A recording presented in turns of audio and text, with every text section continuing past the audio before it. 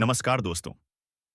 आज हम उस प्राचीन समय की कथा सुनाने जा रहे हैं जब सत्य की खोज ने मगध की धरती को हिला दिया। छठी शताब्दी ईसा पूर्व की भारत भूमि। धर्म अपने चरम पर था, पर साथ ही साथ उसमें आडंबर, रीति रिवाजों और ईश्वरवाद की जड़ें गहरी हो चली थीं। यज्ञ, बलि, मंत्रों और देवी देवताओं की उपासना को ही मोक्ष का एकमात्र मार्ग माना जाता था। वेदों और ब्राह्मणों का वर्चस्व इतना अधिक था कि साधारण जनमानस को आत्मबोध का अधिकार ही नहीं था। इसी सामाजिक पृष्ठभूमि में एक ऐसी घटना घटी जिसने ईश्वर और सत्य के संबंध में पूरे मगध में चर्चा की लहर पैदा कर दी। यह कहानी उसी ऐतिहासिक दिन की है जब एक बौद्ध भिक्षु ने एक वेद विद्वान ब्राह्मण को चुनौती दी और तथागत बुद्ध ने कैसे उस चुनौती का अंतिम उत्तर दिया। तो मित्रों, तैयार हो जाइए, क्योंकि यह कथा सत्य और ज्ञान की रोमांचक यात्रा है। तो चलो कहानी को आरंभ करते हैं। एक ब्राह्मण की चुनौती। गर्मी की तपती दोपहर थी। राजगृह के समीप स्थित बांसवन विहार में सन्नाटा था। भिक्षुगण ध्यान में मग्न थे। तभी मुख्य द्वार पर एक रथ आकर रुका। रथ से उतरे ब्राह्मण देवव्रत। ऊंची जटाएं, सफेद वस्त्र, भाल पर चंदन और आंखों में गर्व का तेज। देवव्रत मगध के प्रसिद्ध याज्ञिक थे। वह वेदों के झाता थे और मानते थे कि ईश्वर ही जगत का कर्ता धर्ता है।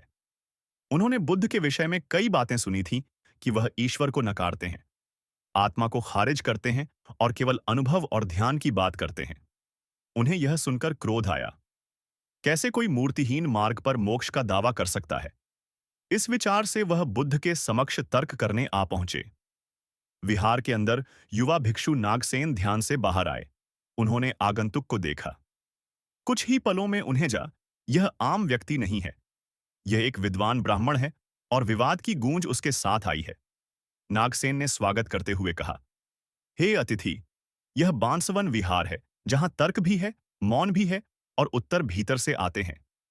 देवव्रत ने तीखे स्वर में उत्तर दिया, और क्या, यहां ईश्वर भी है या उसे भी नकार दिया गया है?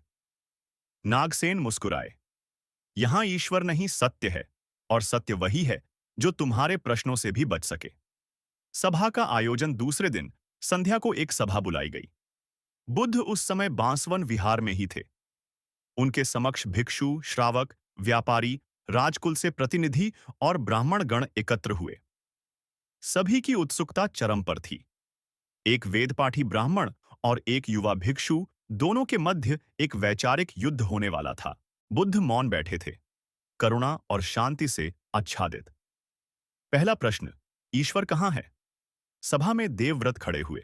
उन्होंने कहा, हे तथागत, आप संसार में व्याप्त पीड़ा को स्वीकारते हैं, परंतु पीड़ा का नाश ईश्वर की शरण में ही संभव है। आप ईश्वर को क्यों नहीं स्वीकारते? नागसेन ने अनुमति लेकर उत्तर देना चाहा। तथागत ने मुस्कुराकर कहा, जो सच्चे प्रश्नों से भागे नहीं, वह सत्य के योग्य है। बोलो नागसेन। नागसेन बोले, हे ब्राह्मण, क्या तुमने कभी ईश्वर को देखा? देवव्रत, नहीं, पर वेदों में उनका वर्णन है। नागसेन, क्या जो केवल वर्णन में हो वह सत्य हो सकता है? यदि मैं कहूं कि आकाश में एक अदृश्य रथ है जो सभी को देखता है, क्या तुम मान लोगे? देवव्रत, वेद प्रमाण है। नागसेन, क्या वेद से बाहर सत्य नहीं है? क्या एक शिशु जो वेद ना पढ़े सत्य को ना जान पाएगा? सभा स्तब्ध। पहली बार लोगों ने सुना कि तर्क केवल ग्रंथों तक सीमित नहीं है। दूसरा प्रश्न, सृष्टि का कर्ता कौन? देवव्रत, तुम कहते हो कि ईश्वर नहीं है, तो फिर यह संसार किसने बनाया? यह प्रकृति, यह शरीर, यह जीवन किसका कार्य है? नागसेन, क्या तुम्हारा विचार है कि संसार किसी इच्छा से बना है? देवव्रत, हाँ, ईश्वर की इच्छा से। नागसेन, तो क्या यह ईश्वर अच्छा है? यदि हां, तो फिर दुख क्यों है? यदि नहीं, तो फिर पूजा क्यों? सभा की भावनाएं आंदोलित होने लगी। नागसेन ने एक पात्र में जल भरकर दिखाया और पूछा, यदि ईश्वर ने जल को नीचे गिरने का नियम बनाया है, तो फिर प्यासे क्यों मरते हैं? क्यों नहीं वह जल को ऊपर चढ़ा देता, उनके लिए जो आस्था रखते हैं? बुद्ध ने कहा, धम्म प्रकृति का नियम किसी पर कृपा नहीं करता, वह सभी को समान भाव से प्रभावित करता है। ईश्वर की कल्पना असमानता लाती है। धम्म समता। तीसरा प्रश्न, क्या पूजा व्यर्थ है? अब ब्राह्मण ने अंतिम और तीखा प्रश्न किया। यदि कोई ईश्वर नहीं है, तो लाखों लोग जो यज्ञ करते हैं, मंदिरों में दीप जलाते हैं, क्या वे सभी मूर्ख हैं? तथागत ने शांत भाव से उत्तर दिया, नहीं ब्राह्मण, वे मूर्ख नहीं हैं। वे भयभीत हैं। भय उन्हें ईश्वर के शरण में ले जाता है, पर समझ उन्हें सत्य की ओर। मैं पूजा का विरोध नहीं करता, पर अंधविश्वास का करता हूं। कर्म, करुणा और सम्यक दृष्टि ही मोक्ष का मार्ग है। बुद्ध आगे बोले, एक दीपक से 1000 दीप जल सकते हैं, पर उसका तेल तर्क और बाती अनुभव होनी चाहिए, अन्यथा केवल धुआं फैलेगा। ब्राह्मण की शंका, देवव्रत पर यदि ईश्वर ना हो तो यह संसार कैसे चल रहा है? बुद्ध, हे ब्राह्मण, क्या तुमने कभी देखा है कि बीज बिना किसी पूजा के वृक्ष बनता है?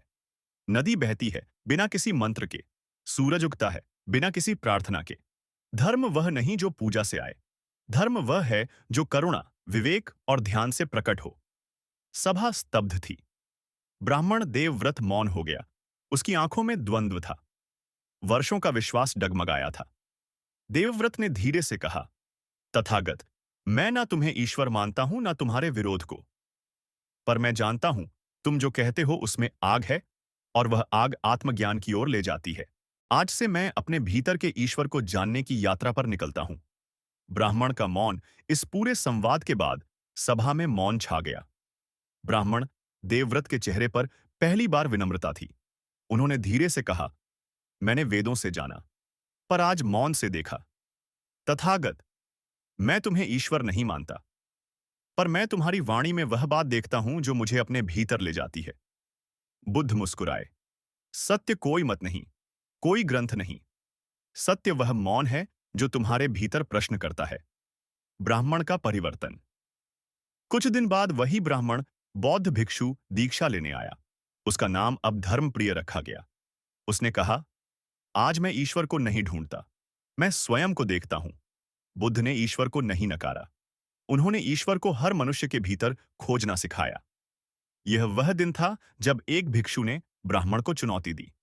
पर चुनौती में युद्ध नहीं था, प्रकाश था।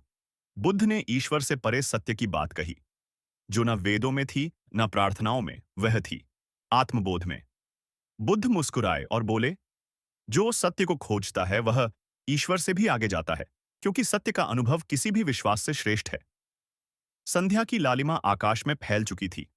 तथागत धीरे धीरे अपने कक्ष की ओर चले गए। सभा में मौन था, पर वह मौन श्रद्धा और सोच से भरा था। यह थी वह घड़ी जब एक भिक्षु ने ब्राह्मण को चुनौती दी और बुद्ध ने ईश्वर से परे सत्य की बात कह दी। नमो बुद्धाय।